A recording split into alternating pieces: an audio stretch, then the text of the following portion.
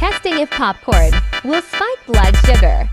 Starting 171.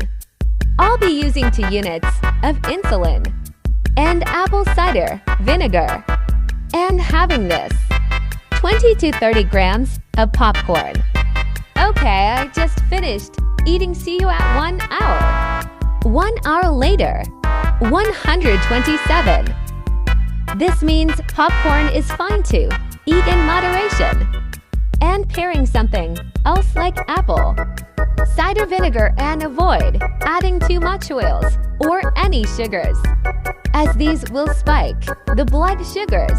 Mine was lightly oiled and lightly salted with some chili powder and cinnamon for some sweetness. Sub for more.